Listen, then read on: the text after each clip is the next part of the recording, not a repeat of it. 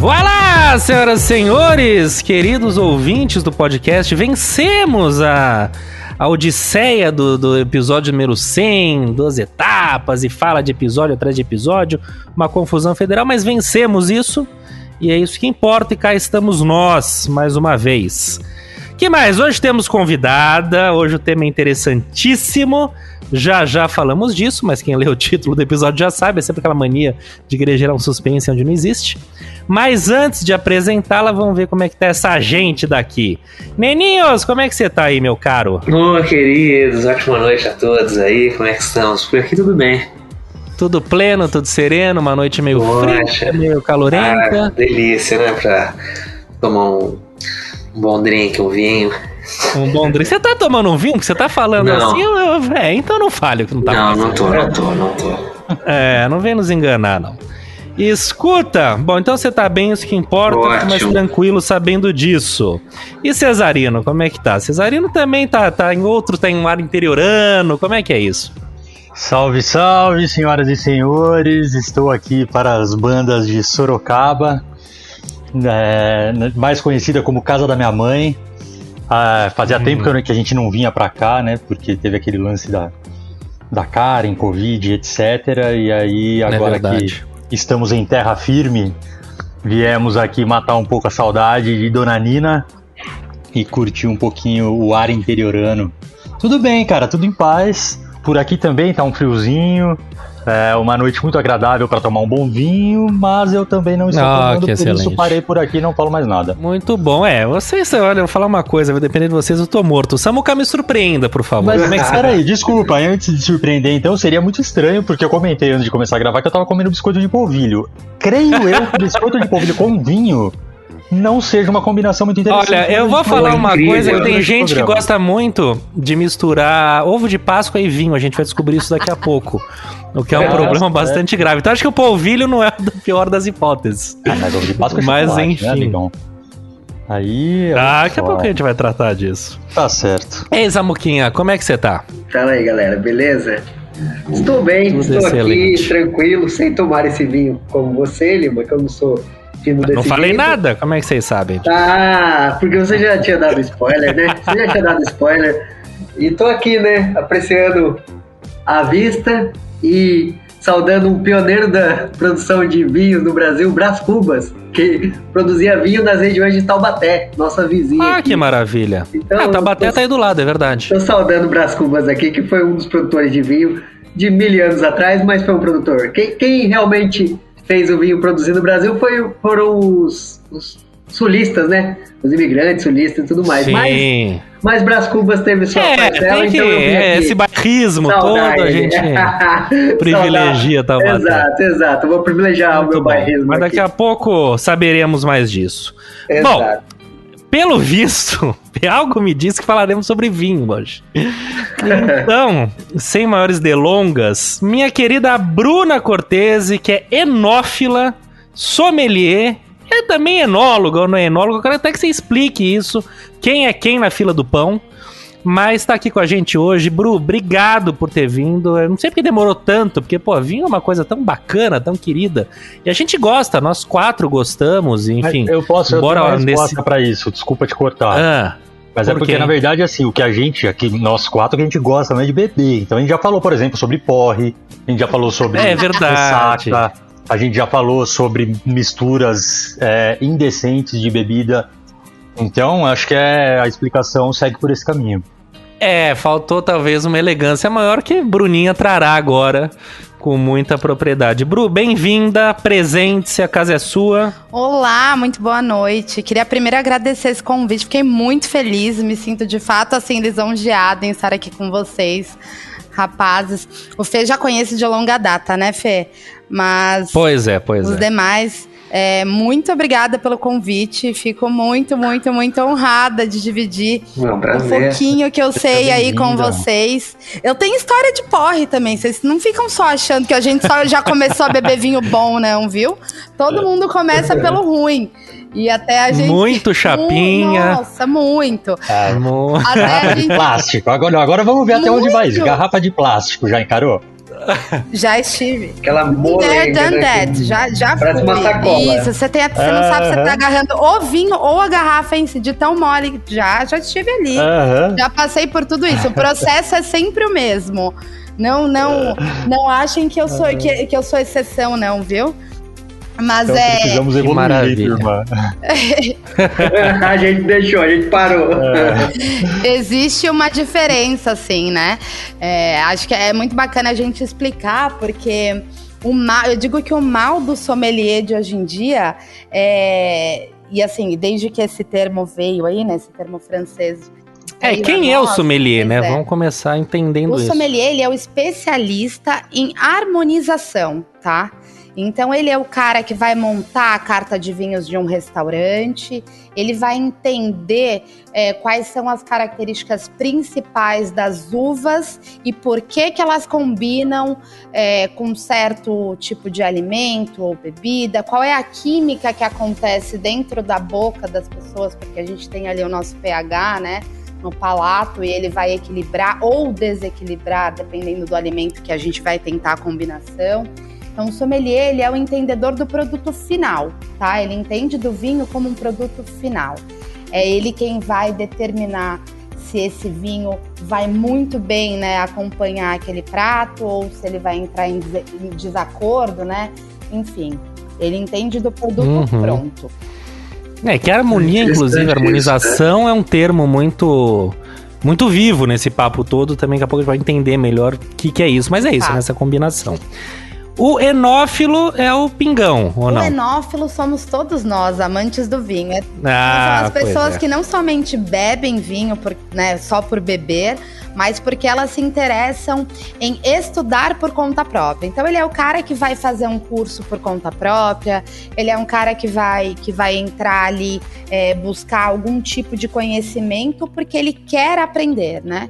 Esse é o enófilo, ele gosta da bebida em si, mas ele também é apaixonado, né, por conhecer sobre vinho e as histórias do vinho, enfim.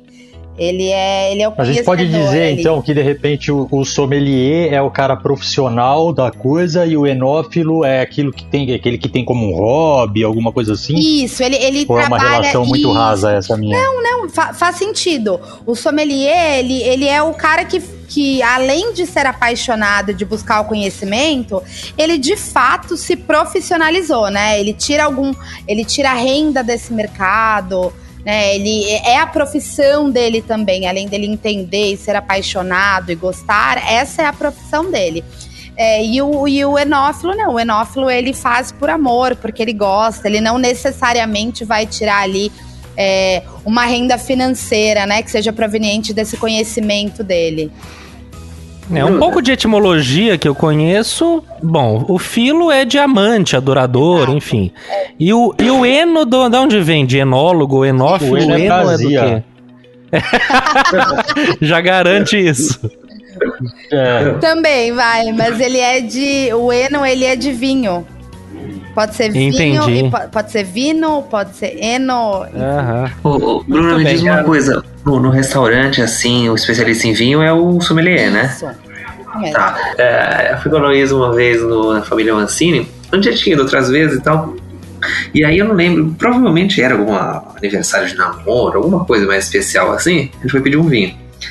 E a hora que a gente chamou o garçom, não lembro se pra pedir a carta de vinho ou se pra falar que a gente já queria um vinho, ele falou assim: não, espera que eu vou chamar o sommelier. Aí eu falei: vai vir um cara aí metido, vai me enfiar um vinho de R$600 e vai ficar rindo ali atrás da minha cadeira, né? Aí chegou um cara com uma cara de metido, assim, um super sotaque italiano, Falei, é agora, ainda vou pagar em euro essa brincadeira. Aí o cara perguntou assim, pra mim e pra ela falou assim, vocês são descendentes de onde, hein? Aí eu falei de Portugal, ela falou que era da Itália. Eu falei, não, eu tenho um misto aí, Portugal e Itália e tal.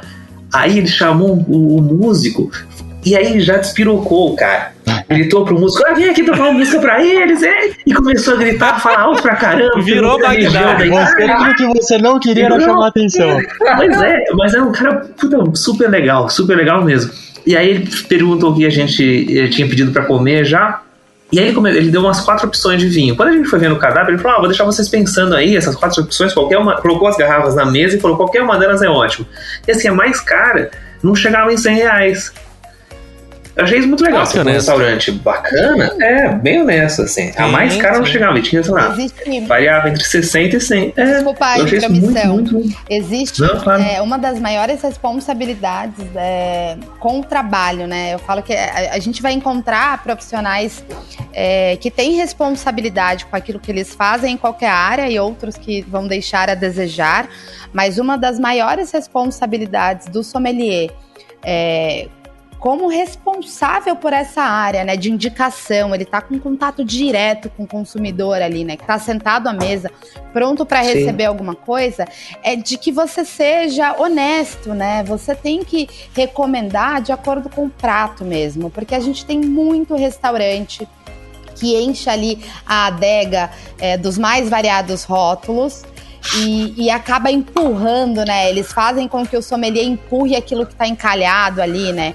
E a gente, enquanto leigo, né? Meta de vendas, né? Exato. De vendas. O produto tá encalhado, tá perto de vencer, e aí o sommelier sai correndo ali para acabar indicando esse rótulo, porque ele vai ser comissionado, enfim.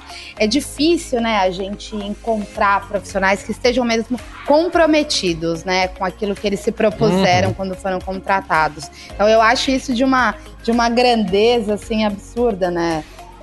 Muito Sim, bacana. Eu já achei também que o Nenê ia ter levado um chapéu horroroso no família, mas foi excelente. Ô, Bru, deixa eu começar a fazer uma pergunta antes de soltar para os meninos questionarem coisas. Eu queria entender um pouco, assim, indo atrás, o porquê, né? O vinho tem um fascínio, né, em volta dele. Essa coisa, ele tá na história, ele tá aqui, ele tá ali. E o vinho, de certa maneira, ele não é associado a uma bebida pesada. Tanto que você vê o pessoal, em alguns lugares, dá sangria pra criança beber, tem aquela coisa toda e tal. Então o vinho, ele é meio cool, entendeu? Ele já pega J. Cristo, tá envolvido, o padre toma o dele, né? Tem tudo isso. Por quê? Qual que é o lance do vinho ter essa aura de beleza, de elegância e tal? E não é uma coisa... Você fala, pô, tomar uma tacinha de vinho no almoço, porra, o chefe até fica feliz com você. Toma uma dosinha de uísque no almoço, você pode ser demitido. Mundo, né? O vinho exatamente, é o Ringo Starr dos Beatles, entendeu? O vinho levou a praça. Talvez ele seja o labrador em líquido. Exato, né? É o labrador engarrafado, muito bem falado. É o Guga, né? O vinho é o Guga. Então... Por que isso, Bru? Começa falando um pouco o que me leva a querer o vinho tão bem assim. Eu vou trazer 2 dados, assim, que são muito bacanas. Um deles, o primeiro deles é a gente enxergar, de fato, como você disse, o vinho como essa bebida santa, né? Praticamente uma bebida santa, né? Porque o vinho, ele está permitido. Além dele ser citado na Bíblia 1 milhão de vezes, né? Como uma bebida que era permitida ali, a gente deve muito... do que a gente tem hoje no mercado de conhecimento de enologia, a Igreja Católica. Vou te explicar o porquê que eu tô chegando nesse ponto. Quando aconteceu a queda do Império Romano, a maioria das vinícolas acabaram sendo dizimadas, né? Não eram vinícolas já chamadas, né, desse jeito, até porque a gente nem tinha uma terminologia naquela época, mas a produção de vinho em si, ela ficou muito comprometida com a queda do Império Romano. E aí, quem acabou protegendo essa produção e mantendo a produção, né, porque precisava do vinho para as cerimônias religiosas, foi a Igreja Católica. Então, o vinho, ele seguiu sendo produzido, ainda que o mundo inteiro estivesse ainda vivendo ali aquele período muito conturbado, por conta dos monges dentro das abadias que mantiveram a produção do vinho para cerimônias da Igreja Católica. Então esse é um fato. A gente deve um pouco ali do que a gente de viver, de ainda ter, né, de que essa produção tenha sido contínua e, obviamente, muito aprimorada, né, depois disso, a isso. E aí existe um outro fato curioso, é que quando o vinho, ao início ali da sua produção, você veja, existiam as tribos nômades ali, elas já produziam vinho. É claro que não com essa sofisticação que a gente conhece hoje, mas o vinho ele já era uma bebida que estava sendo produzida, e eu tô falando assim de 8.000 anos antes de Cristo, né? Então, a produção ela já existia e não era a um público seleto. Todo mundo consumia vinho naquela época, por muitos e muitos anos. Era uma bebida que servia a nobreza e a pobreza, né? E as pessoas que tinham ali uma condição menor, né? De financeira, enfim. Quando que o vinho passa a ser a bebida da realeza? Acredita-se que no reinado do Luís XV, né? Que é muito próximo ao surgimento ali dos primeiros experimentos do champanhe, né? Dos vinhos espumantes. Então o vinho ele passa a ser um produto e a bebida mais aceita entre a realeza durante o reinado do Luís XV. Excelente. Então quer dizer, graças a Luís XV estamos aqui todos muito bem. Sim, antes disso, né? Aqui. Ô, Bruno, diga lá, Samuquinha. Um comentário rápido, Samuca. Diga. Eu acho que complementando tudo isso, vale lembrar que Jesus transformou água em vinho, né? Não em cerveja, não em cachaça. Isso que eu falo. O primeiro pingão da história é J. Cristo. Então, vinho porra, mano. É fruto de um milagre. Exato, entendeu? Mais do que aceitável. É o sangue dele. Cara, reclame com o homem, sabe aquela coisa? Vinho, quem são nossos pais pra falar não beba? Exatamente. Entendeu? Exato. Fazer o seguinte, eu vou fazer meio que uma afirmação dentro de umas coisas que eu tinha pesquisado aqui, mas ao mesmo tempo você pode me complementar se estiver errado. E depois eu vou fazer uma pergunta na sequência. Chamado oral, hein, Samuca? Vamos lá. Se as duas tiverem erradas, uma pode estar errada e a outra é uma pergunta mesmo. Eu vi que a questão do champanhe foi criado mesmo por monges, e o que eu vi foram os monges cistercienses, uma coisa assim. Então, assim, foram eles que começaram essa criação. Não o que eles fizeram, mas foi a partir deles que começaram a surgir os espumantes na região de Champagne mesmo, da França. E a outra é uma pergunta sobre a questão dos degustação horizontal e vertical. Eu queria entender um pouco mais sobre como funciona isso. Eu vi muita coisa, mas não entra na minha cabeça. E aí eu queria ver se você consegue ser lúdica o suficiente para explicar para um jovem tonto. Bom, vamos lá. Não significa beber em pé ou deitado, né? Exato, não é isso.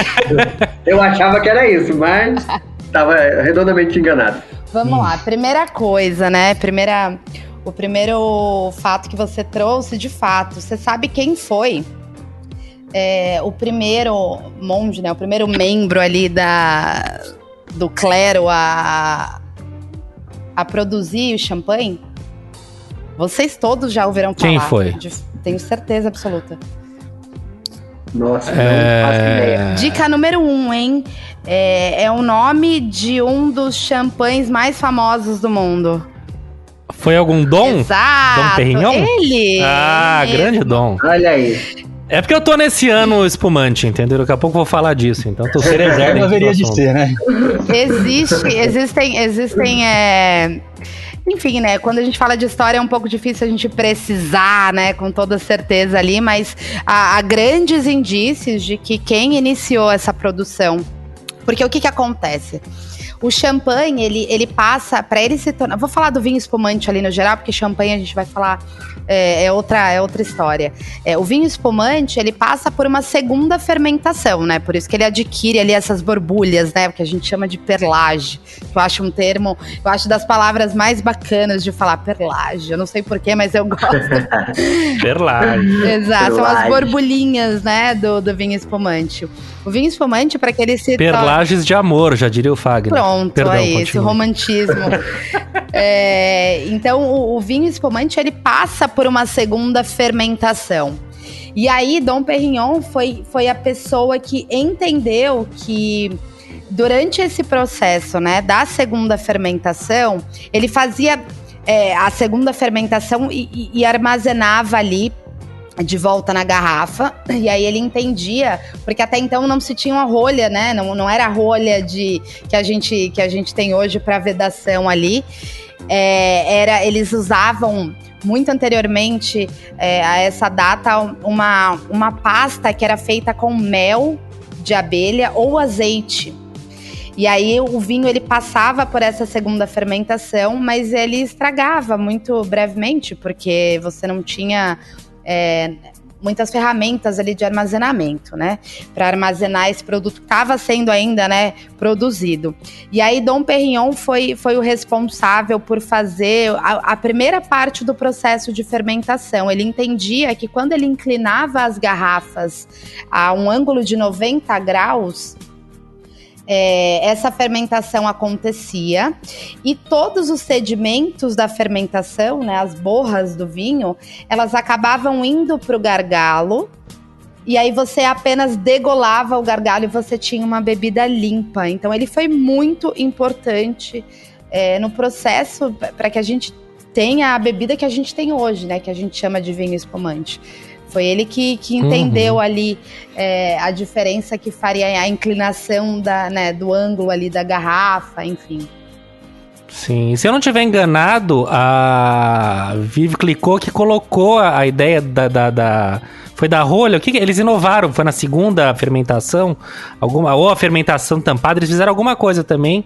Eu não sei se foi a viúva exatamente, ou o marido dela, não sei bem, mas que fez também alguma coisa que inovou, né, a questão da champanhe. Sim, ela também ela é dada como uma das personalidades, né, no mundo dos vinhos.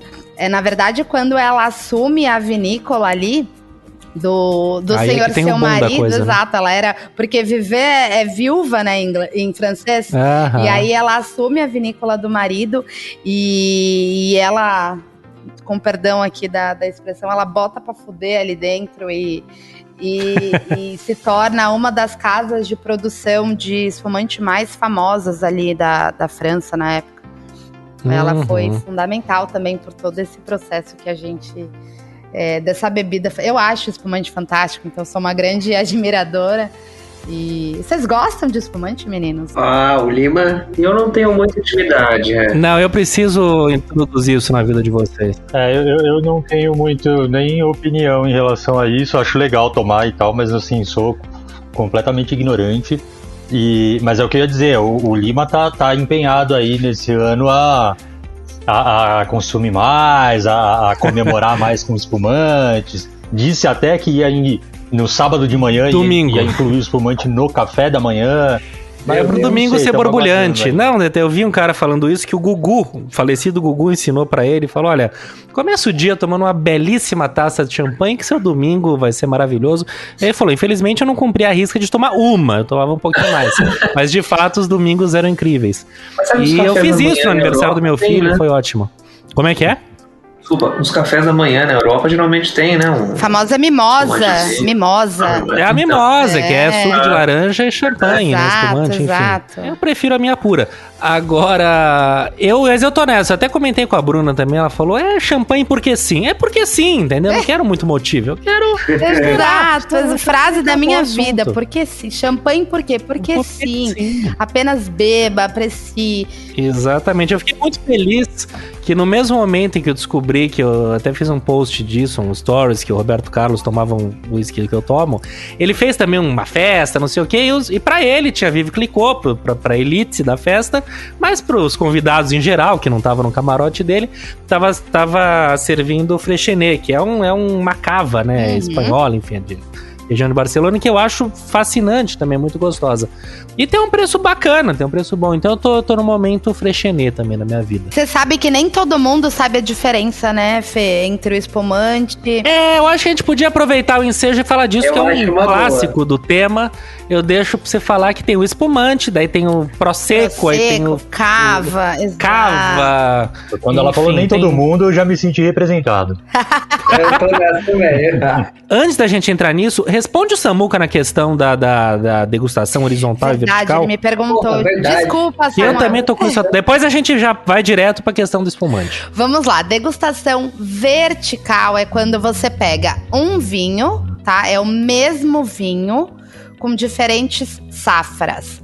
O que eu quero dizer? A hora que você olhou ali no rótulo, o vinho é o mesmo, o produtor é o mesmo, é exatamente o mesmo vinho. Só que esse produtor, ele lançou uma safra de 2018, uma 2019, uma 2020, uma 2000... Entende? São safras de... Vocês sabem, é claro que é safra? É a colheita da uva? Ele é o ano de colheita, exatamente. Ano de colheita, tá? Então você vai pegar o mesmo vinho com safras diferentes.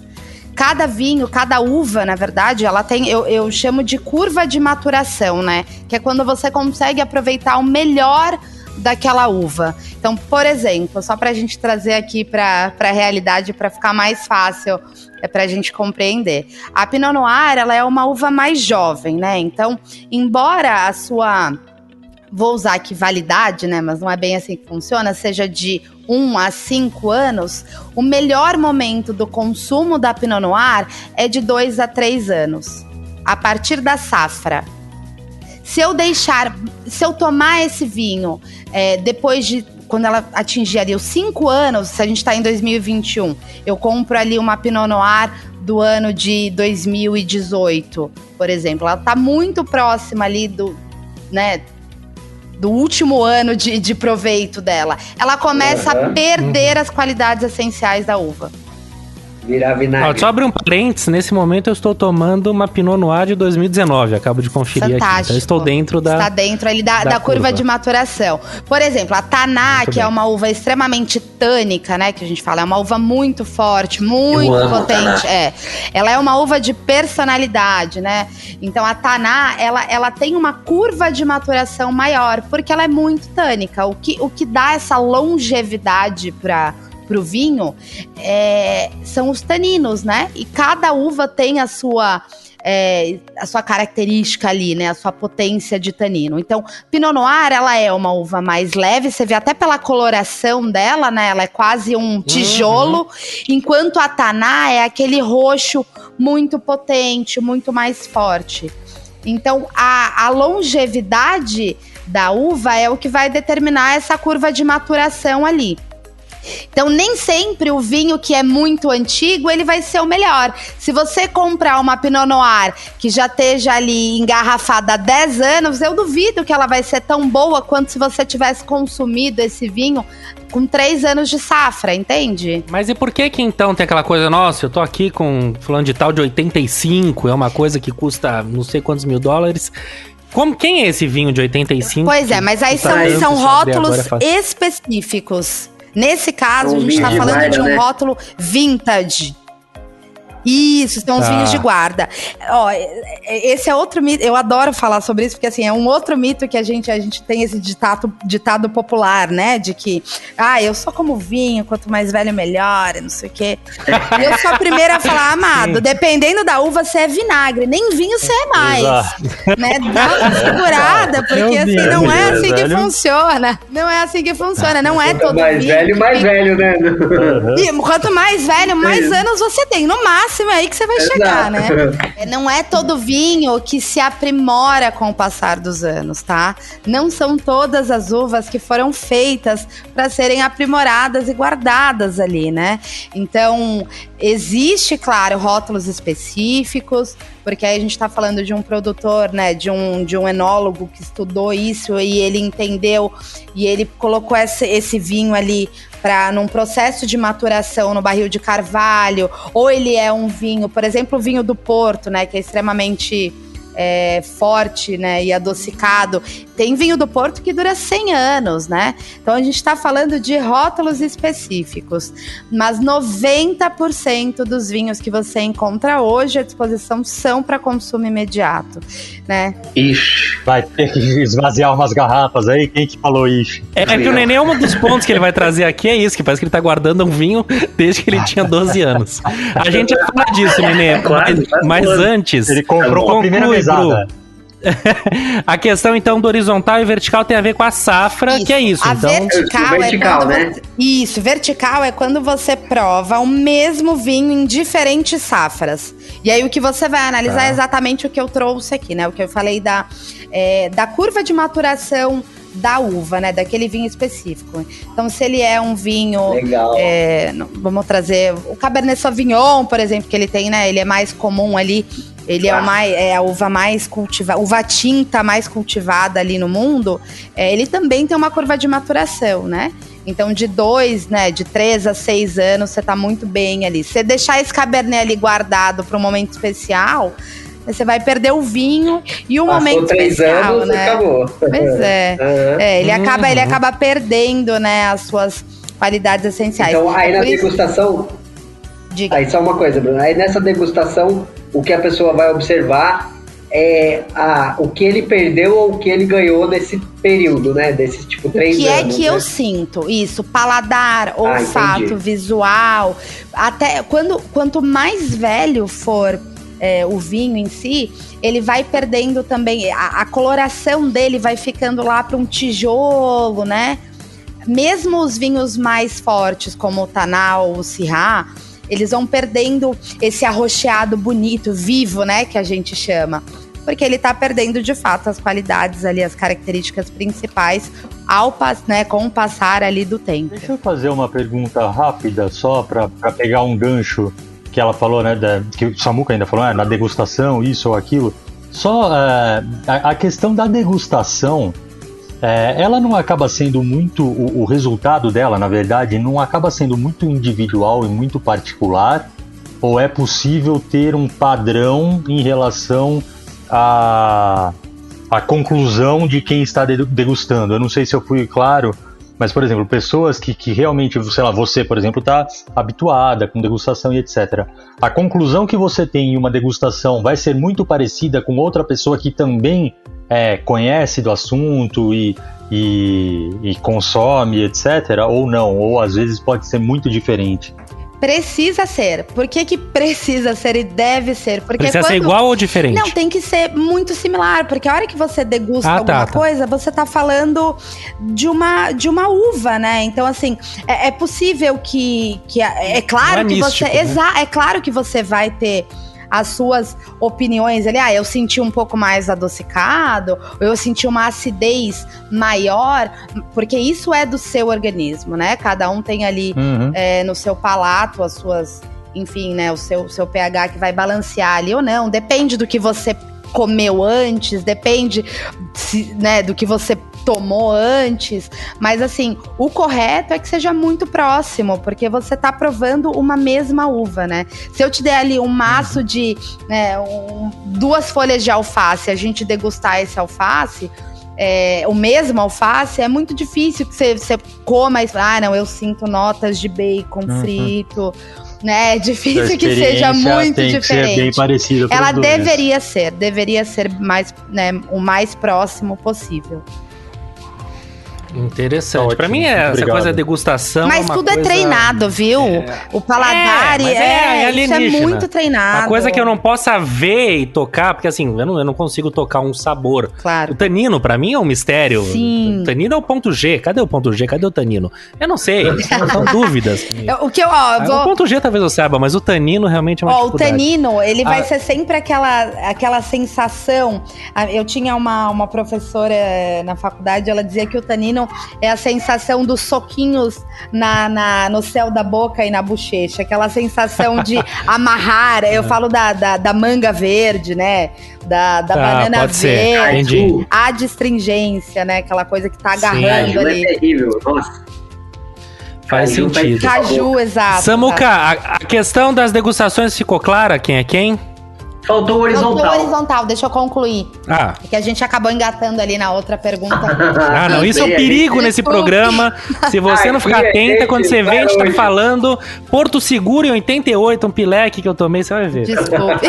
Vamos lá, então a vertical, só pra gente pontuar que a vertical são safras diferentes de um mesmo vinho, né?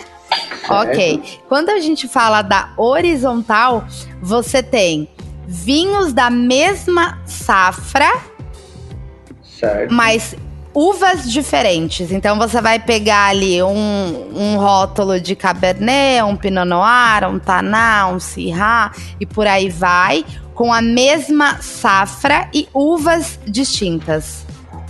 Ou produtores distintos. Esse é mais fácil de entender. O vertical que eu acho que é o problema mesmo. Mas com a questão da safra fica mais clara também, faz sentido. Sim. E toda degustação segue essas regras ou não necessariamente? Pode ser que sim, pode ser que não. Vira oba-oba ou sempre ou é uma ou é outra? Depende, geralmente você tem a opção, tá? Quando você vai num wine bar, por exemplo, e aí eles te oferecem, nós temos, né, uma carta degustação. E aí o próprio sommelier, ele vai te falar, nós temos a degustação vertical ou a horizontal e vai trazer, ele vai dispor ali as taças para você degustar. Mas isso cabe a quem vai provar. Eu acho mais interessante a degustação horizontal porque você acaba descobrindo mais coisas, né? Você consegue provar uvas diferentes, né? Vinícolas ali diferentes. Eu acho que talvez seja mais interessante. Sim. Também agora com a explicação eu achei também. Que bom. Ô, Bru, antes da gente descobrir há quantos anos o Nenê tá guardando essa garrafa que vai pro lixo. Tô curiosíssima, por sinal. Eu também, mas antes, só esclarece a questão. Tempera a salada, pode ser? Não pode temperar a salada? Pode temperar a salada. Pode. Tem receita de carne de panela com vinho que virou vinagre, que fica maravilhoso. Aí, Nenê, achei muito... Mas vamos matar o champanhe antes. Champanhe, espumante, cava, lambrusco, prosecco, quem é quem? Bora lá. Existe uma outra frase que é muito dita ali, né, no meio dos enófilos, né, da galera que gosta de beber vinho, falar de vinho, e que é que todo champanhe é um vinho espumante, mas nem todo vinho espumante é um champanhe, né? Perfeito. E por quê? Porque o champanhe, ele só é chamado champanhe, ele só pode ganhar essa denominação uma vez que ele seja produzido pelo método de vinificação chamado champenoise, que é um método tradicional, e que seja produzido em Champagne, né? Então, eu posso ter ali... É uma região da França. Exato, Champagne, região francesa. Eu posso ter ali, coladinho com Champagne, né, com a região francesa, uma vinícola e produzir um vinho espumante que seja muito, muito parecido, pelo mesmo método e tudo mais, mas ele jamais ganhará a denominação de origem que a gente chama, né, de champanhe, porque ele não foi produzido em Champagne. Bom, daí a gente tem, né, a diferença entre champanhe, cava e prosecco, né? Basicamente, meu povo, é a mesma coisa, tá? O cara que descobriu ali o champanhe na França chamou de champanhe, e em um momento muito próximo, o cara que inventou o prosecco chama de prosecco, e na Espanha foi a mesma coisa, tá? O que vai diferenciar? O prosecco, ele é geralmente feito por um outro método de vinificação, que se chama asti. Então, você tem o champenoise, você tem o charmat, você tem asti. São 3 métodos de vinificação para champanhe, para espumantes. Então, o prosecco, ele é feito por esse método asti, e ele utiliza outra uva. Mas o processo em si, né? Eu diria que o produto final, ele é basicamente a mesma coisa, né? Muda muito pouco. E aí a gente tá falando de denominação de origem mais uma vez, né? Que esses países lutaram tanto ali para conseguir colocar no rótulo, né? E determinar ali aquele pedaço de terra ali, de terroir, né? Tão específico. É mais uma burocracia danada, é mais um jogo de político do que qualquer coisa degustativa. São todos bons iguais. Sim, o champanhe vai ser sempre um bom champanhe, mas tem muitas coisas boas também para além das fronteiras. Sem dúvidas. Champanhe Oase, certo? Sem dúvidas. Muito bem. Vamos seguir pro Nenê. Daí quando, Cesário, eu sei que você vai querer questionar sobre o vinho brasileiro no mundo, aí a gente aproveita para falar também do espumante brasileiro, se ele tá bem quisto ou não. Mas Nenê, conta pra gente que cato de garrafa é essa que você tá guardando. Tá, vou voltar rapidamente então. O que aconteceu? Foi no auge dos meus 14 ou 15 anos, assim. Eu não lembro se eu li uma notícia, aquelas coisas, sabe? Vinho achado no porão da avó de 1.500 vale 12 milhões de reais. Aquelas coisas, não sei. Investimento, então. Aí eu falei, bom... Aí o cara é foda, o cara é do Excel, não tem jeito. O Nenê é investimento em tudo que ele faz. Cara, é ele, velho. É o nosso Nenê. Que isso. Aí eu falei, bom, vai ser e isso era o quê? 2005, 2006, muito perto da virada do milênio, né? Eu falei, daqui a poucos anos vai ser incrível ter um vinho do milênio passado. Aí tava começando ali o e-commerce, né? Achei no Submarino uma garrafa de um vinho português que chama Pegos Claros, de 1999. E tava na época, se eu não me engano, por volta de 50 ou 60 reais. E eu adorei comprar, porque veio super bem embaladinho, assim. Ele veio numa bolsinha inflada. E a gente até testou com uma outra garrafa de vinho, jogar no chão, não quebrava. Achei incrível aquela embalagem. E tá até hoje esse vinho. Isso já faz lá o quê? na casa 15 dos meus anos? pais, uma Apenas. gavetinha. Faz 15 anos, é isso mesmo. Não, mas ela é de 99?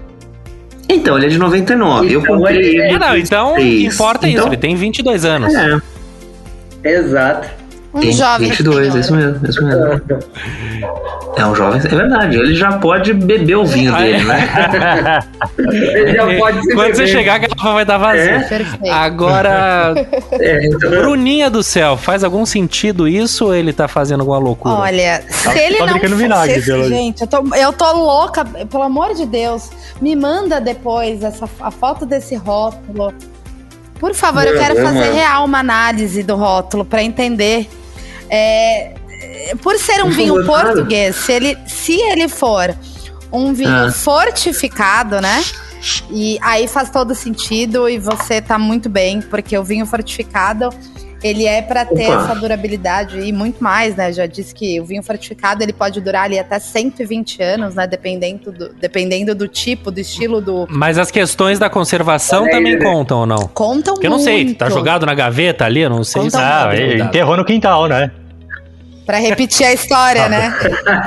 Abriu um buraco e enfiou lá dentro. Agora, uma coisa certa, né? Um bom investidor teve sorte também. Porque, Nenê, se esse vinho realmente estiver dentro do padrão aí, você tem muita sorte. Ele ainda tem 100 anos. E ele ainda tem 100 anos, né? Se estiver dentro do padrão, ele ainda tem 100 anos. Eu acabei de achar um lote em leilão de 2 garrafas dele aqui. Não sei nem onde é isso. Provavelmente não é nem no Brasil. Eu vou mandar Por favor, eu tô muito curiosa. Então, se ele for esse rótulo, né? Se ele for um vinho do Porto, você tá super bem aí. Se ele não for um vinho do Porto, se ele não for um rótulo muito específico, vintage ali, né? Que tem ali uma história por trás. É lixo.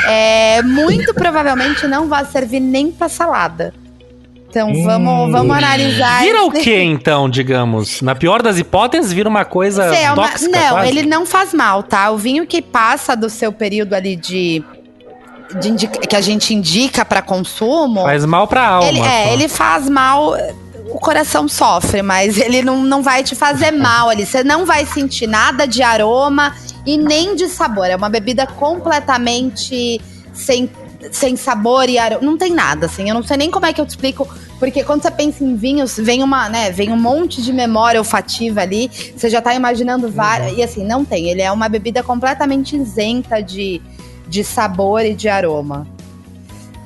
Mas tô curiosa. Bom, Nenê, então fica desafio. Você tem alguma previsão pra resolver isso ou não? Qual que é a sua meta? Não tenho, assim. Se ele foi... Se ele já virou lixo, assim, talvez deixe ele... Não, mas você nunca vai saber. Só vai saber se você abrir, ué. Ô, Lema. Exato. Me manda Samuca. fotos depois. Eu tô muito curiosa. Manda pra ela esse link que o Nenê mandou, porque eu acho que ela pode ver alguma coisa aí. Ela já pode dizer algo. Ela já pode analisar Olha pra só, gente que agora. Enquanto isso, a gente falou de degustação. Cesário, conta as suas aventuras na Serra Gaúcha. O que rolou por lá? Não, na verdade, assim, eu acho que o ponto que eu queria trazer é exatamente essa questão do vinho além da garrafa, né? E pelo que eu dei uma pesquisada rápida aqui, acho que a minha aventura na Serra Gaúcha, claro que é muito legal e muito interessante, mas, gente, a Bruna, ela já rodou mais de 64 países, sempre com esse objetivo de beber vinho e entender e conhecer e etc. E aí eu queria exatamente o meu ponto, né, e gostaria que a Bruna comentasse um pouquinho isso, que é essa coisa que o vinho consegue fazer mesmo, né?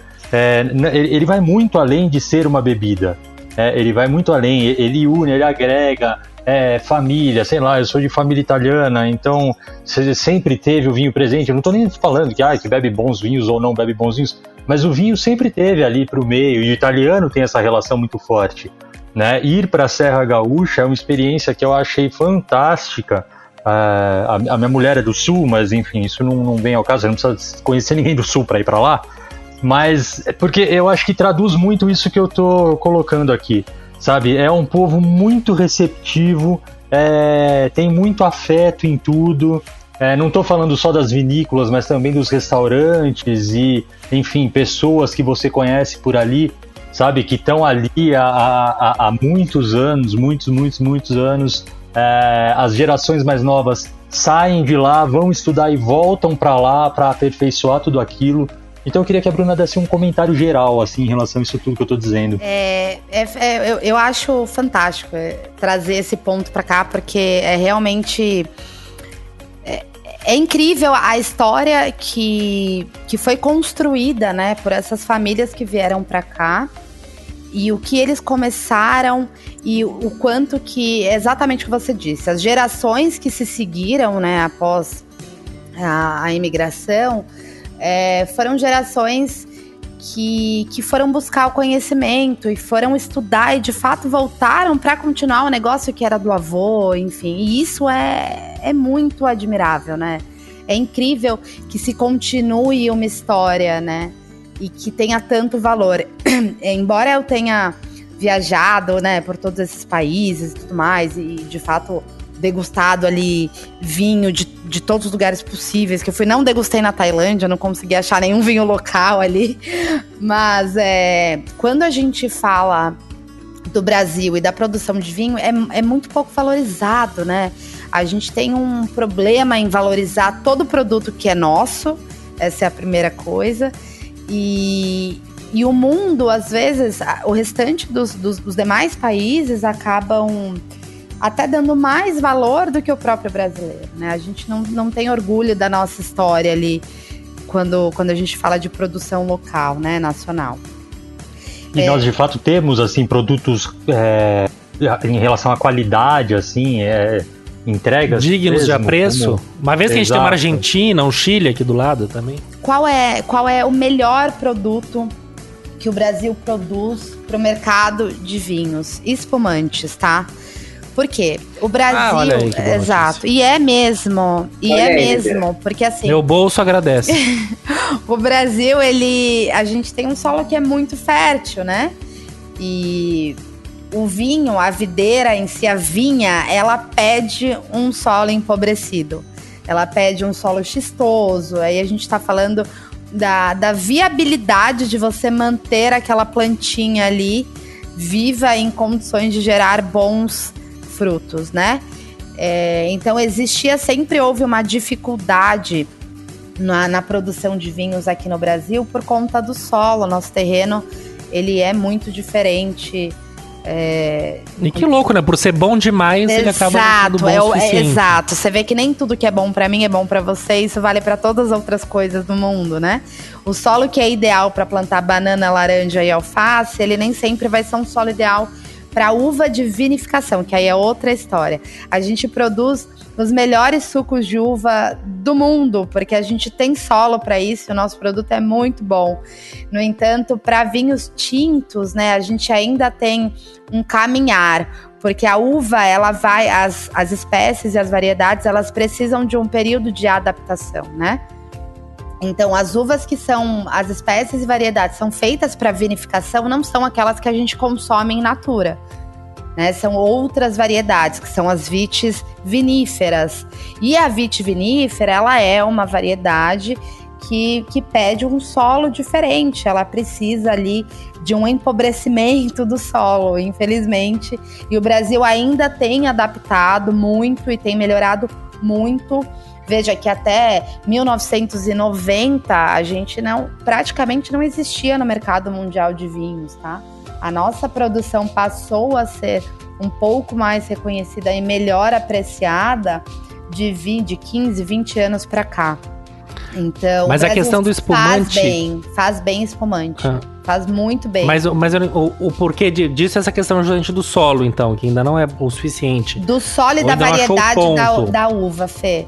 Quando o espumante, ele trabalha com diferentes uvas, né? A gente faz muito espumante com Chardonnay, que é uma uva, uma casta branca, e faz com a Pinot Noir, que é uma tinta mais leve, né? Sem a adição da casca, que é o que vai dar a coloração. Então, a Chardonnay e a Pinot Noir, elas se adaptaram melhor. Então, é por isso que os nossos espumantes são melhores e mais apreciados fora daqui. Não, só ia complementar que eu acho que assim, a experiência, né, de ir pro Vale do Vinhedo, ali, Serra Gaúcha, etc., é muito bacana. Eu, por exemplo, não manjo nada. Eu acho legal e sou um mero curioso em relação à vida, não é nem a nada específico. Mas é legal porque é isso, porque aí você tem contato com um produtor pequenininho, você tem oportunidade de conhecer um produtor já, cara que é grande, que exporta, que tem aquilo de uma maneira mais profissional, sabe, é um ecossistema próprio ali, muito bacana, sabe? É muito interessante. É fantástico. A hora que você conhece esse senhorzinho que começou ali a história dele no mundo dos vinhos, quando ele trouxe pra cá tudo que ele sabia, porque o pai dele ensinou lá na Itália, e aí ele vem pra cá, ele traz toda essa história, você entende que a produção de vinhos pra ele tá muito longe do fator financeiro. Ele tá fazendo o que ele gosta de fazer e o que ele faz de melhor, entende? A alma dele tá ali no solo, né? Então eu me emociono com as histórias desses microprodutores, que até de produtores hoje que são super famosos. A Casa Valduga, por exemplo, que cresceu pra caramba, é um dos maiores produtores do Brasil. Eu conheci a Casa Valduga e é muito legal porque a pessoa que tava orientando, que tava quase como guia mesmo, mas enfim...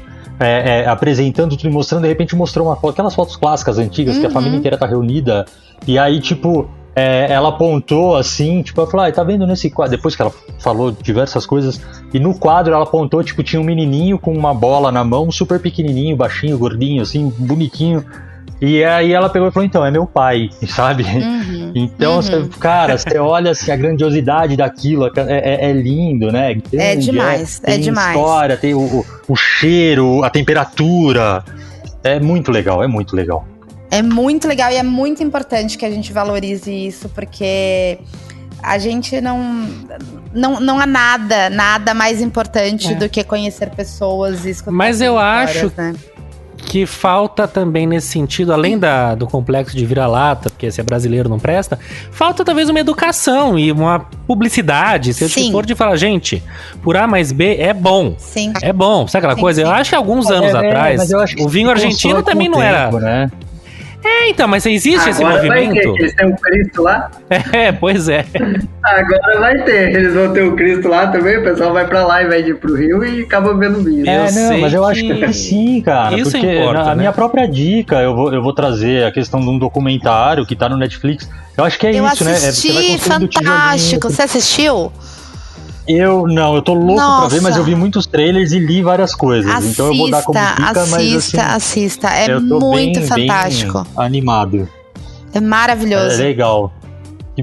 Então depois você me conta também, eu quero saber mais. Na hora da dica você me fala. O que o Nenê ia trazer? Não, quando a Bruna tava falando da qualidade do espumante brasileiro, eu lembrei que há poucos anos atrás um vinho do Galvão Bueno, né? O Desirê ganhou um prêmio importante internacional, não foi? Você conhece esse vinho? Não conheço, desculpa. Desirê. É de uma vinícola. Desirê é a mulher dele. Ele homenageou a mulher, olha que bonito. Não, mas homenageou ela, isso mesmo. Ele tem algumas vinícolas lá no sul, né? Ele é um grande bebedor de vinho. Sim. Pois é. Então, e aí parece que ganhou eu lembro disso, assim, ganhou um prêmio importante internacional. Interessante. Aquele Macau que você indicou pra gente é brasileiro também, não é? É de lá também. Não sei se é Casa Perini, talvez. Interessante. Que mais? Samuquinha, você questionava uma coisa sobre a garrafa, isso eu fiquei curioso também. Ah, sim, é que eu descobri nas minhas incursões vinícolas que a garrafa é datada do século XVII, né? A garrafa isso. Até o advento da garrafa, eles ainda armazenavam nas ânforas, né? Tinha muitas formas de armazenamento antes desse.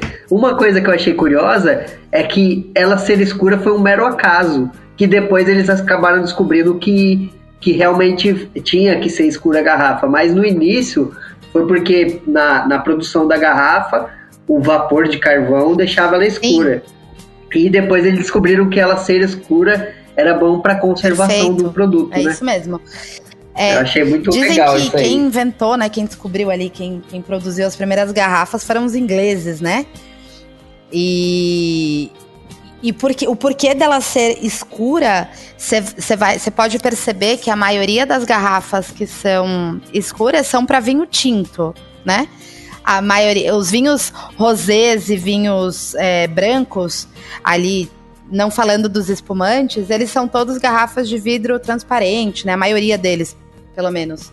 Por quê? Porque o vinho tinto, ele pede ele tem uma série ali de maneiras, né? De pontos para melhor preservação, né? Então, a conservação do vinho tinto, por eles ter uma quantidade ali de tanino e dos próprios sedimentos que a casca da uva acaba deixando na garrafa, a incidência de raios de sol e de luz acaba afetando diretamente no produto final.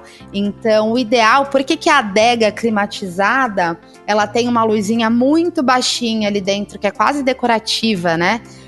Por que não se conserva vinho na nossa geladeira de casa? Por que o indicado para conservação do vinho tinto é dentro do armário, ali no escurinho, deitado? Porque a oscilação tanto da temperatura quanto da luz ali, né, dos raios de luz, acabam afetando diretamente o vinho. Então, essa oscilação, ela não é positiva. A garrafa ser escura é justamente para ajudar nesse processo de deixar o vinho ali quietinho, dormindo, porque ele é um alimento vivo, né? Então, tudo acaba alterando. Nenê, muito bom. E eu queria saber, você questionou antes a questão das assinaturas, né, de vinho. Você já fez alguma vez? Alguém aqui já fez? E queria também saber o que a Bruna já disse. Falei, Nenê. Eu ia perguntar se alguém já fez. Eu nunca fiz. Porque tem um amigo nosso que fez, ele gosta de beber vinho, né? Ele falou, cara, chegou uma hora que eu não conseguia mais guardar vinho, porque tem semana que você não bebe, tem dia que você... E aí era vinho. Pelo amor de Deus, parem de me entregar vinho. E eu não sei, esses vinhos que vêm de assinatura, acho que é Vino tem, vários lugares tem. É legal? Eles selecionam bem ou é meio vai passando? Porque às vezes são uns vinhos meio desconhecidos também, não tem uns grandes nomes. Até puxando um gancho no que a própria Bruna falou, eles não são tipo aqueles sommeliers sacanas que tipo, joga qualquer um lá, é o que tá vencendo, joga esse. Então acho que complementa essa pergunta. Vamos lá. Eu tenho prós e contras, tá? Vou pontuar algumas coisas. O que eu acho interessante da assinatura de vinho? Quando você assina, e aí depende, é claro, né, de qual é a loja que vai, né, que você está assinando ali, qual que é o modelo da tua assinatura, você tem, na sua maioria, rótulos que você não compraria se você fosse lá escolher, né? Que às vezes porque são vinhos desconhecidos, porque você não foi buscar ali... Olha, eu não compraria vinho só pela embalagem. Eu sou designer, então assim... Se a embalagem for feia pra mim, eu já não compro. Não, e rótulo de vinho é uma coisa à parte, né? Tem uns que são lindos. Exato, são lindos. Mas então, se tiver um com rótulo feio e o vinho for ótimo, eu não vou comprar. Aí eu caio nessa, entende? Então, faz todo sentido. O que acontece? Quando você compra, quando você faz a assinatura, dependendo do modelo ali, eles vão te mandar 2, 3 rótulos por mês, né? Ou chega lá a caixinha com 4, 5 rótulos. Mas é basicamente a mesma coisa que você entrar ali no Pão de Açúcar, numa promoção danada, e aí você se empolga e vai botando as coisinhas no carrinho e você não sabe o que você tá comprando, né? Então, é claro, eu já tive sorte de escolher vinhos, né, de receber vinhos bacanas, mas ali no montante do mês, você fala, poxa, esses 2 foram muito legais, e esses 2 são ok, né, e tá tudo bem também, né, que eles não sejam todos excepcionais, porque aí não seria viável também pra empresa, né, existe esse outro... por que a pessoa vai te propor mandar ali o teu wine box numa assinatura de 50 pau por mês, te mandando 4 rótulos que custaria R$800, né, óbvio que não, né, existe... grandes chances de que, para que seja um negócio viável, que eles vão mesclar, né? Você vai receber vinhos que são ok, tá tudo bem, e outros que vão ser bacanas. Se isso vale a pena ou não, você vai decidir ali depois que você adquirir um pouquinho mais de conhecimento. Eu tenho um curso, não queria falar disso, mas é só pra gente puxar aqui o gancho. Mas eu quero muito que você fale disso, já pode falar, eu ia te perguntar isso, porque o que você tem não é um clube do vinho, no sentido que você vai... que deve. Eu não mando rótulo, porque eu acho que o que eu te ensino... como é que funciona o seu clube do vinho? Meu clube do vinho... É um curso muito completo, ali com 48 aulas, fora a revista digital, que chega uma vez por mês na sua casa, cada uma contando de um país produtor. Então você tem Novo Mundo, Velho Mundo. A gente faz sorteios mensais de acessório, rótulo, tem viagem para vinícola. Eu não te mando o rótulo, por quê? Porque uma das coisas mais importantes que eu te ensino no meu método é a comprar o seu vinho. Então, eu te ensino a esquecer rótulo, marca. Não, você vai comprar por 5 passos que são a única coisa que importa, é o que mais importa. É o famoso ensinar a pescar, né? Exato, a hora que eu te ensino, eu te ensino isso aqui. O que adianta eu falar pra você, olha, compre este rótulo é fantástico. Aí você vai caçar mercado, você vai online, você não vai achar, porque às vezes vai sair do mercado, e aí? Né? Quer dizer, se você não tiver aquele rótulo, você não vai tomar teu vinho? Não é mais fácil eu te ensinar a comprar um bom vinho em qualquer supermercado que existe, em qualquer loja de vinhos? No mundo, né? Porque tem isso, a pessoa vai comprar um vinho aqui ou qualquer o vinho é meio partitura, né? A hora que você aprende, você não fica preso a uma marca. Você tem a liberdade de fazer as suas escolhas ali, né? Sem que, pensando se vai ser bom ou vai ser ruim. Porque é um passo a passo ridículo, de fácil, assim, de aprender. E aí você não se prende a um rótulo, porque marca é marca, né? É claro que vão ter coisas boas ali numa mesma marca, falando de qualquer outro produto. A hora que você sabe comprar pela matéria-prima, você não esquece mais, né? Então, pra mim, isso é mais importante. Além de tudo, a Bruna ela ainda fala se você tá pagando caro ou barato. Se você der uma passadinha nos stories dela, ela tá ali mostrando, falou, o preço tá acima do mercado, tá abaixo do mercado. Dedo duro, eu sou o dedo duro. Eu vou falar, isso aqui não tá valendo a pena, hein? Incrível, cara. Mas é muito a Bruna tem uma coisa maravilhosa, que ela tem um lado artístico também, que ela fez uma vez como pegar na taça de vinho, que é fascinante, eu vejo aquilo quase todo dia de manhã, para o dia começar bem. E também às vezes pinta umas perguntas, né, Bru, que eu brinquei no começo, do ovo de Páscoa com vinho. Sim. Eu não sei, eu posso estar muito errado, muito louco, mas a última coisa que eu quero quando eu tô tomando vinho é comer chocolate, pelo amor de Deus. E aí eu comentei também, a gente pode citar nomes aqui, porque, enfim, o César conhece o Samuca também, a nossa saudosa Lívia, que certa vez conversando com o saudoso Marcel sobre vinhos e tal, o Marcel gostava muito de vinho, em casa eu gosto de abrir um vinhozinho, eu abro uma latinha de seleta, aí eu fico beliscando uma ervilhinha, um milhinho da lata e tomo com vinho. Nossa. Eu e o Marcel olhamos pra ela. Deixa eu pegar essa carona aí, porque eu já vi também comentaristas de vinho, não me lembro em que rádio que era, E também não me lembro a pessoa, mas que falou também que essa coisa de vinho e queijos é um absurdo também, mas eu não sei, né, até que ponto é verdade ou não. Mas a Bruna fez uma live sobre isso semana passada, ela pode falar com propriedade. E aí, Bruna, de tudo isso, o que... Ovo de Páscoa, milho... Vou entrar ali. A gente se divertiu. Cup Noodles, sensacional. A gente se divertiu a beça quando o Fê trouxe essa história aí da seleta. Eu achei fantástico. Porque até então o desafio que tinham me passado era harmonizar fandangos. Eu nunca consegui achar um vinho que casasse com fandangos. Com a seleta, eu decidi passar essa experiência. Achei que talvez um outro momento fosse melhor. Mas assim, falando dos queijos e vinhos, embora seja uma harmonização muito clássica, né? Quem é que não serve ali uma tabuinha de embutidos e queijos quando pensa num vinho, né? Eu acho que é o mais comum, né? Embora seja muito clássico e muito trivial ali, o mais esperado, né? É uma harmonização que, se você não entende do alimento em si que você vai propor ali, né? Do tipo de queijo, da maturação do queijo, se ele é um queijo mais de massa mole, enfim, o processo que ele passa ali da fermentação, acaba dando errado. Porque as coisas precisam... A harmonização perfeita, eu digo que ela é um casamento, né? Onde os dois têm que caminhar juntos ali. Um casamento que dá certo, né? Não vem vocês com a história de... Um casamento que veio pra funcionar, né? Não funciona uma harmonização onde um alimento apaga o outro, né? Não funciona uma harmonização onde um se sobressai sobre os sabores e aromas do outro. Existem duas maneiras clássicas ali de harmonizar, que é ou por desacordo ou por similaridade, né? Então, o desacordo ali é quando você tem dois elementos muito diferentes. Ou você chuta o balde. Isso, e que acaba dando certo. Ou quando você tem dois muito iguais. Então, a harmonização, falando do Fê ali do chocolate, ali do ovo de Páscoa com vinho, embora pareça curioso e diferente, um vinho do Porto, por exemplo, que é muito adocicado, tanto quanto um vinho de sobremesa, né, colheita tardia ali, ele vai casar bem com doce. Então, a gente tem sobremesas, por exemplo, você faz ali um cheesecake de chocolate amargo com um vinho do Porto que é muito adocicado, ele vai casar bem, vai funcionar.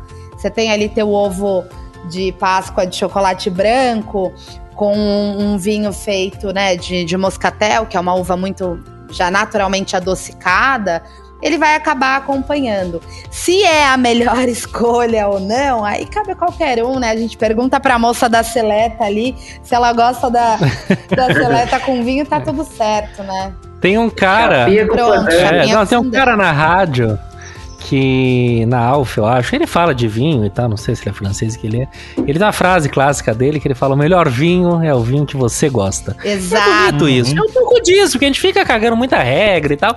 No fim, meu amigo, você tá feliz, tá feliz. Por outro lado, camarada, você tá tomando sangue de boi. De repente, tem coisas um pouquinho melhores. Dá uma provada. Vale indicar um caminho, mas não vale também falar que é isso e o resto é lixo. Tá bom, ovinho com ovo, tá tudo bem. Eu digo exatamente isso. As pessoas me perguntam: Bruna, qual é o melhor vinho do mundo? Qual é o melhor vinho?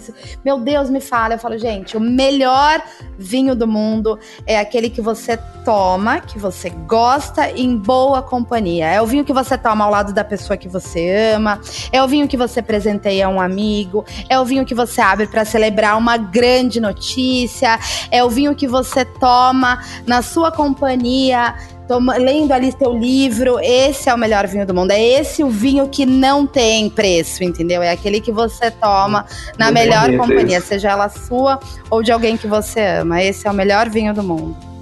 Hoje, pra mim, o melhor vinho do mundo é um Casideiro del Diablo Pinot Noir 2019 que eu tomo enquanto eu falo com vocês. Olha que maravilha. Esse, pra mim, é o melhor vinho do mundo. Tá maravilhoso. Sou fã de Casileiro. Delícia. Aliás, você bebe um vinho nesse momento, Bru? Com certeza. Tô tomando um vinho rosé. O que você está bebendo? Estou tomando um vinho rosé de Pinot Noir. Muito bacana. A gente não falou nada dos rosés, hein? Se brevemente você puder falar alguma coisa do rosé, quem é ele? Exato. Nessa história? Eu acho que, sabe o que é legal a gente falar? Falar sobre rosé, rosado, tinto, essas classificações, né? E até mesmo do branco. E também vamos nos encaminhando ao final, senão o público vai embora. Sim, senão a gente não vai. Mas vamos lá, a segunda garrafa já, né? Vou fazer uma breve passagem, então, tá? Quando a gente fala. Mas eu só não vi o que você tá tomando. Você tá tomando qual rosé? Tô tomando um rosé de Pinot Noir, chama Curious. Ah, então estamos na mesma sintonia. Estamos sintonizados aí. Só um pontinho. As pessoas não sabem muito bem como é feito, né, o rosé. E aí existem algumas maneiras ali, eu vou passar muito brevemente, só pra gente não perder o foco aqui da nossa comunicação. Então, enquanto o vinho branco, né, as uvas brancas fazem única e exclusivamente vinhos brancos. As uvas tintas, elas conseguem fazer tanto vinhos brancos, quanto rosés, quanto tintos. Porque o que vai determinar a coloração do vinho é o tempo de contato da casca com a polpa durante o processo de fermentação.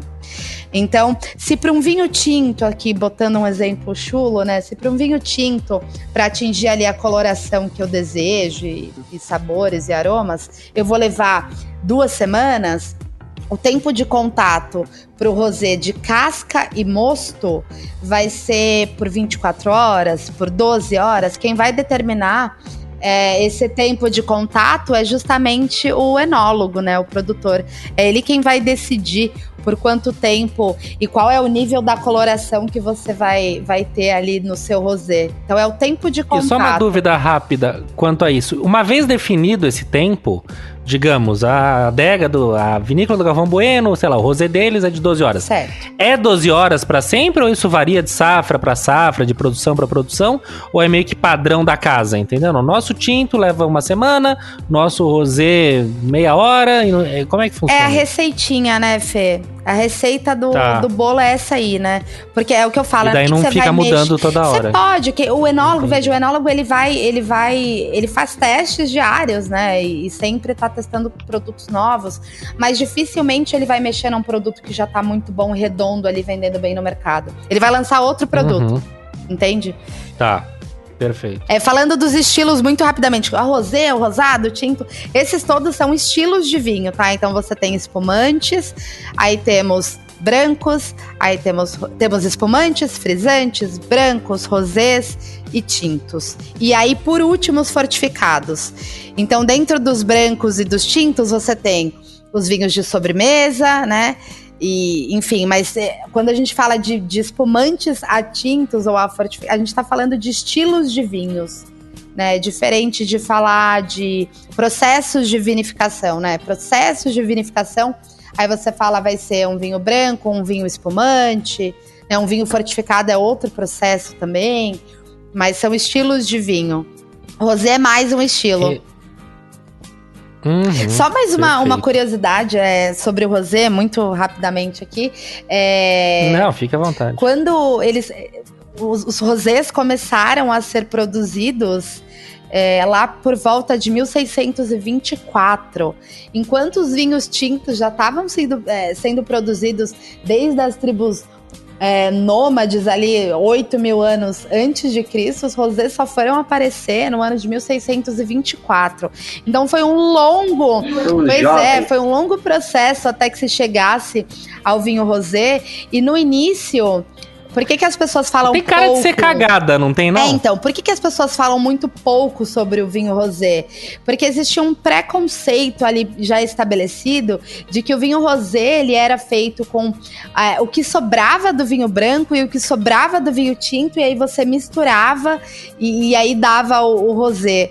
Então existia ali um preconceito já formado de que era um vinho produzido com uma bebida de baixa qualidade. As pessoas demoraram a entender que, é claro, hoje você também pode fazer, embora seja menos comum, também existem vinhos rosés que são feitos já com o vinho branco pronto e o vinho tinto pronto, e aí se mistura para atingir a coloração e o sabor desejado. Mas a grande maioria das vinícolas, elas produzem dessa maneira, né? No tempo ali de contato, de fermentação. Então existia um preconceito com relação ao vinho rosé, por isso que ele demorou a cair aí na graça do povo. Não, o vinho rosé, ele tem o aspecto do verão, ele é uma coisa maravilhosa. Ele é o verão engarrafado, eu falo isso, ele é o verão engarrafado. A hora que você abre ali, você já se imagina no Caribe, né?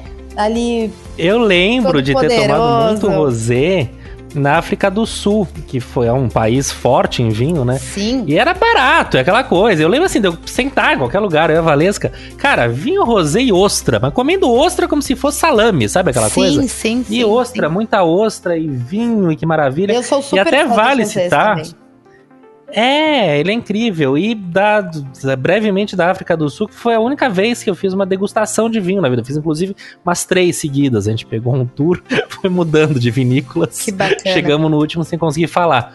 Mas foi incrível, uma coisa ótima. Abre, vai tomando. E você sabe, tô na África degustando vinho. É muito interessante, é de muito bom tom. Muito legal. E que mais, minha gente? Mais alguma coisa pra encerrarmos? Se deixar, se todo mundo abrir sua garrafinha e ficar nesse papo furado, a gente fica aqui até mais ou menos a hora do almoço. Provavelmente. Mas não podemos. 12 horas Então, depois, com 3 garrafas derrubadas aqui do lado. Que maravilha. Que delícia de papo. Já não falando nada com nada, harmonizando chapinha com fandango. Não, fantástico. A gente quer ver onde a gente ia chegar. É isso. Minha gente, esse seria o fim. Bru, vamos... Eu acho que a gente não tem hoje folha dupla e papel lixa, que é o momento em que a gente faz críticas ao noticiário. Temos? Então nós temos. Bru, te convido pra você ficar mais 10 minutinhos com a gente, tem isso. Vamos papel lixa e folha dupla. E depois tem dicas. E Bru, vai pensando aí, já alguma dica... qualquer dica. Li um livro ótimo, é uma dica. Tem uma garrafa ótima, é outra... Pensando em alguma dica que você queira dar no final, que a gente sempre dá uma diquinha. E o César, por exemplo, vai falar do tal do seriado, ou filme, eu não sei o que é, da Netflix. Tá. Mas vamos lá então. Folha dupla e papel lixa, que entre a vinheta...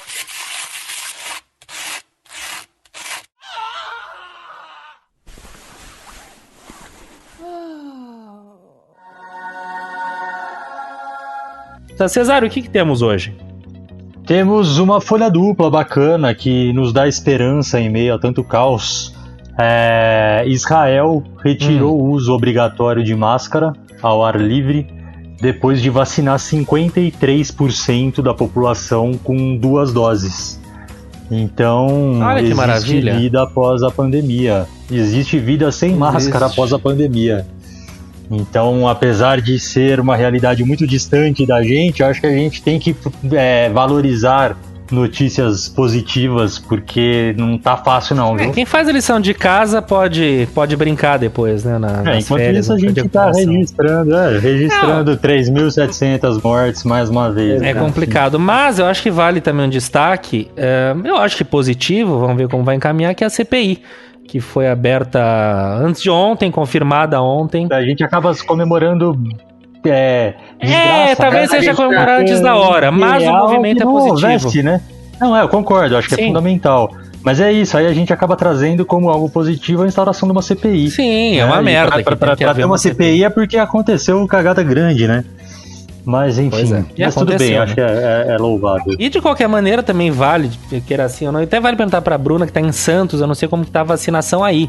Mas em São Paulo, assim, tá acontecendo, pelo menos eu já tenho, assim, algumas pessoas conhecidas, de idade, que estão sendo vacinadas. Limeira, mas assim, deu 10% da população agora, sabe? É muito baixo, mas tá andando de alguma maneira, eu não sei, eu tô sendo otimista quanto à vacina, eu não sei, eu sinto que é a última saída, então preciso acreditar naquilo também, que ir mergulhando com tudo que eu posso, e vou vendo, então diariamente você vai acompanhando, vai vendo, olha, antecipou, e não sei o que lá, então, olhando muito na bolha paulistana, tá acontecendo. Então eu até pergunto pra Bruno, não sei como é que tá em Santos, por exemplo. Tá rolando vacinação? Muito tá devagar, tá acontece, mas assim, muito devagar. E a gente tá vivendo esse caos, né? Acho que, como todo o restante ali do país, acho que alguns estados de uma maneira um pouco mais acelerada, enfim, mas em Santos tá bem, bem devagarzinho, viu? Tá complicado. Eu entendo, Lima, quando você fala da questão da gente valorizar cada dose, e que não é uma dose de álcool dessa vez, porque essa a gente valoriza sempre. Mas é isso, né, cara? A gente acaba entrando num buraco tão profundo, que a gente acaba tendo que celebrar a migalha, não, sabe? é verdade. Então, eu não quero também, puta programa bacana desse. Vamos fechar. Segue o jogo, Cesário. Vamos embora que... Exato, vamos pra cima. Maravilha. Então vamos às dicas, minha gente, vamos às dicas. WC Indica. Quem começa? Começa o Nenê, que o Nenê falou que não tem dicas hoje. É isso, Neninhos? Nenhuma dica? Nenhum vinho pra comprar e guardar? Nada? Não, eu tinha separado um site, um aplicativo que chama Make Me a Cocktail. É o rabinho de galo. Eu testei ele, não achei muito bom. Qual que é a proposta de alguns outros testes. Assim. A proposta era a seguinte: você lançava, ele colocava ali nele os ingredientes que você tem em casa. E ele te preparava, te dava uma sugestão de um coquetel ali, mas não de antemão, não me parece que a chance de dar certo é bem pequena. Ô, Nenê, desculpa. Não, mas imagina que você tem... Desculpa cagar essa dica. Cachaça e um pouquinho de páprica. Eu não sei o que cachaça, café e traquinas. Sei lá, dá pra fazer alguma coisa. Né? Que maravilha. O que então, foi, Nenê, desculpa eu meio que atrapalhar a sua dica, mas isso parece muito com o Canal Brasil... Larica Total. Larica Total. É maravilhoso, inclusive. O cara tem qualquer coisa na casa dele, ele faz uma receita pra gente. Isso é sensacional. Pois é. Sensacional. Então, coisas que tem pouca chance de dar certo, a Bruna passou por isso recentemente, ela postou umas latas de vinho que ela foi tomar. Até agora eu não sei como ela sobreviveu, mas puxa vida, não é moleza. Deus, não é fácil. Não foi fácil.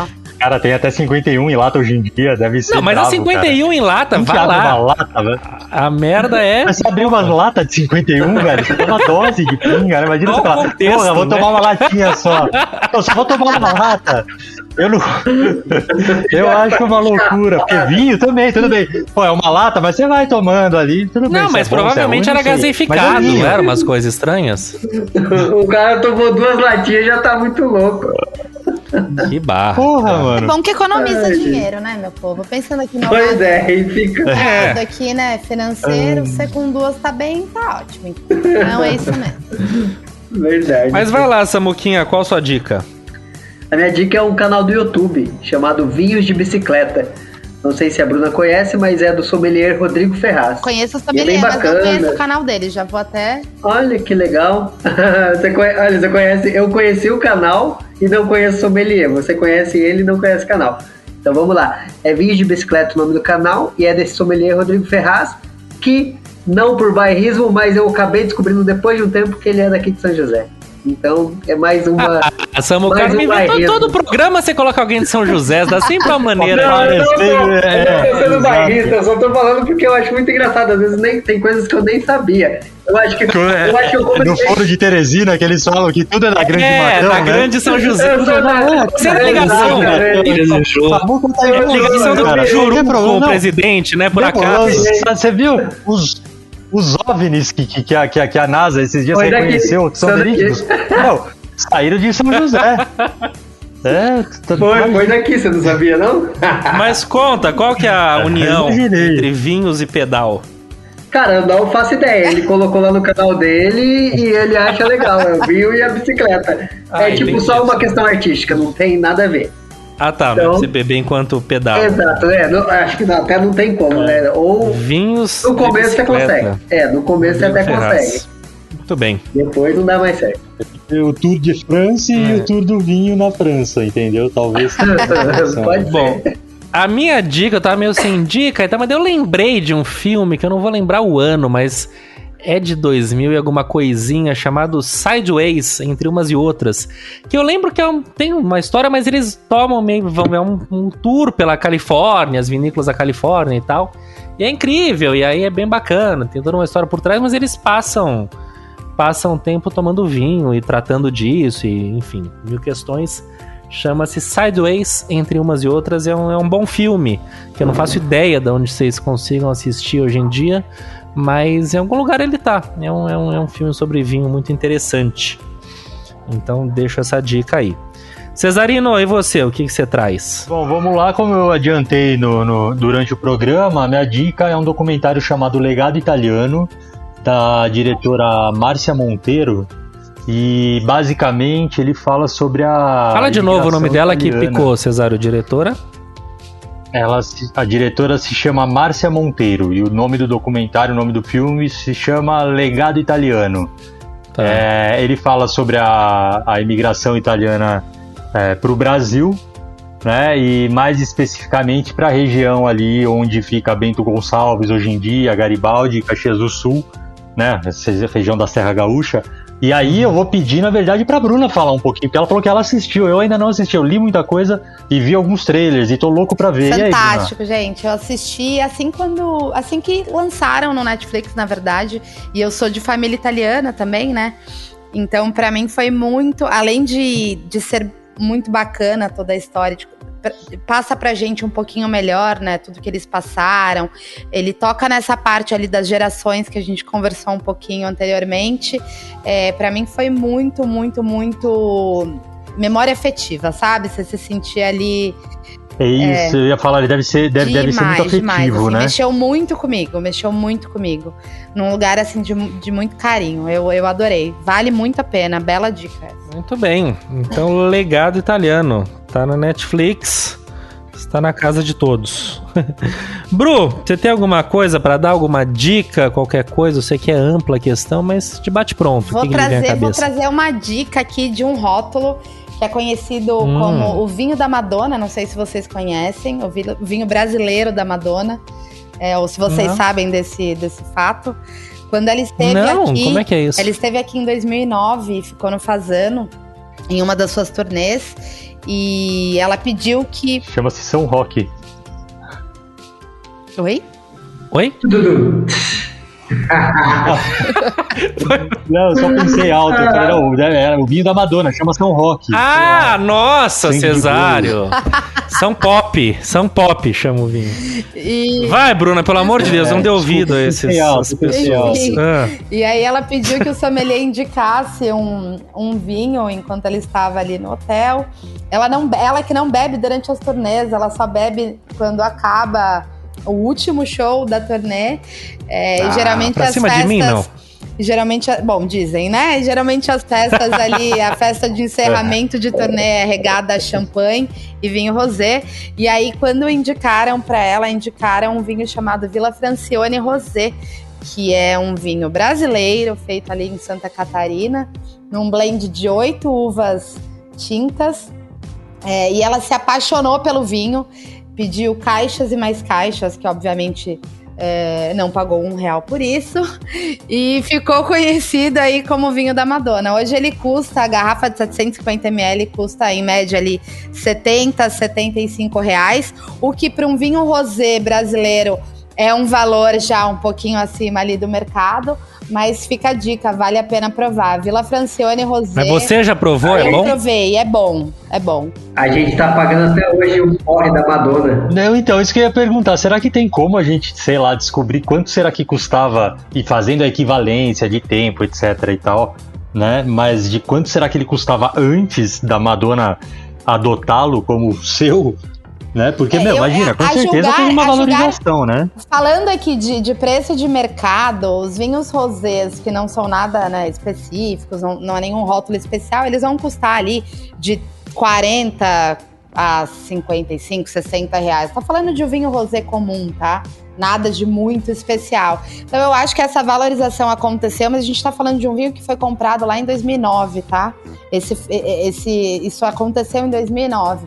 Na época, obviamente, você não pagava R$40 um vinho rosé, você devia pagar ali uns R$18. Sim. Não sei, se a gente fosse fazer esse maravilha. reajuste ali, foi um bom marketing gratuito que ela concedeu aí pra Villa Francione. Mas vale a pena provar. Eu lembro de pagar acho que R$4 em casco de cerveja. Não sei como a gente não virou tudo alcoólatra com cirrose, gente. R$4 a gente pagava cerveja no boteco. A gente só a segunda parte, a gente não teve cirrose. Alcoólatra a gente já teve o pezinho ali. Talvez daqui uns anos. Enfim. Villa Francione Rosé, é isso? Gostei. Porque eu tava falando, eu adoro essas histórias que associem. Pô, sabe, eu vi isso ouvindo Like a Virgin. Quero tomar esse vinho. Por favor, encomende. Imagina, preciso disso. Encomende. Sensacional, minha gente. Tá falado? Isso aí. É isso aí. Bru, querida, obrigado do fundo do coração. Que delícia de papo, sério. Que não sei se é o vinho falando por mim ou se realmente foi bom. Não, mentira. Foi muito bom. E você é uma querida de sempre. Pra quem não sabe, a gente é quase parente, né? Porque minha mãe é madrinha da Bruna. Mesmo. A gente é praticamente... Eu não sei qual que é o tipo enteado, sabe aquela coisa? Eu não sei o que é, mas a gente é alguma coisa, assim. Não, então... Fê, a gente é família mesmo, né? A gente passou grande parte da nossa infância um colado no outro. E eu queria muito agradecer o convite. Fiquei super emocionada. Obrigada, foi muito gostoso estar aqui com vocês. Foi um momento muito divertido pra mim. Espero que tenha sido bacana pra vocês também. Muito obrigada pelo espaço. Foi ótimo, foi instrutivo. Excelente. Imagina, obrigado você, Bru. E escuta, e quem quiser te achar, como é que faz? Meu Instagram, bcortese com ZI. Tem o Facebook, mas não utilizo. B de Bruna, Cortese com ZI. Cortese com ZI. Daí lá, pessoal, te encontra. Muito conteúdo gratuito, meu povo. Lá excelente. E também, e o seu curso, é um curso ou é um clube de vinho? Como que a gente pode dizer? É um clube, né? A gente chama de Wine Club porque ele é um curso, né? Um treinamento em si. E a gente também é uma comunidade. Então a gente tem ali um montante de pessoas que gostam de vinho e querem falar sobre isso num grupo de WhatsApp. Os cursos são todos feitos na plataforma digital, então você assiste quando puder, a hora que puder. São aulas que são lançadas uma vez por semana, inclusive a primeira aula do clube vai ser lançada amanhã. Tá em preço promocional, tá muito completo, o conteúdo é bem bacana.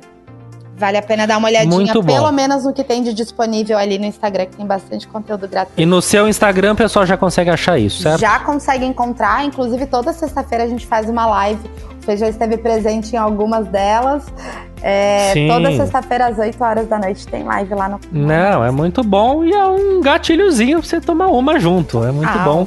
E não vejo a hora de passar essa confusão pra gente beber junto, que é o que você falou, a gente passou a infância junto, a gente nunca tomou um pileque junto. Pois é, esse é o nosso momento agora. A hora que esse corona foi embora, é isso aí, é o que vai ter. Por favor. A gente vai tomar. Preocupante seria se vocês passassem a infância juntos e tivessem tomado um pileque, né? Exatamente. Aí fizeram isso pela gente. Eles estavam mais à frente, né? Vamos dizer assim. Eles estavam. Muito bem, minha gente. Samuquinha, um beijo na alma. Valeu, galera. Valeu. Obrigado, Bruno. Valeu por tudo aí, gente. Cesarino, beijos mil. Beijos a todos. Obrigado pela companhia. Bruna, foi um prazerzaço. Volte mais vezes. Será sempre muito bem-vinda. Temos muito a aprender e a beber. É isso. Valeu mesmo. Beijo pra todo mundo. Neninhos, vai tomar seu vinho logo antes que vire vapor. Obrigado pela sorte de estar aqui. Eu não vou fazer saudação de porco. Não, tem que fazer uma saudação meio francesa. Eu não sei o que você vai fazer hoje. Um beijo grande, querido. E é isso, minha gente. Ficamos por aqui. Papo maravilhoso com a nossa querida Bruna Cortese. E esse é o WCast 101. Uma nova virada aí. Temos mais 1000 pela frente. Beijo grande, quem quiser falar com a gente já sabe, é o wcastpodcast@gmail.com. WCast é uma produção da Li Sousa. E eu sou o Felipe Lima e semana que vem estaremos aqui de volta, como sempre. Beijo na alma de todo mundo, valeu, obrigado, minha gente. Tchau, tchau. Valeu, tchau. Tchau.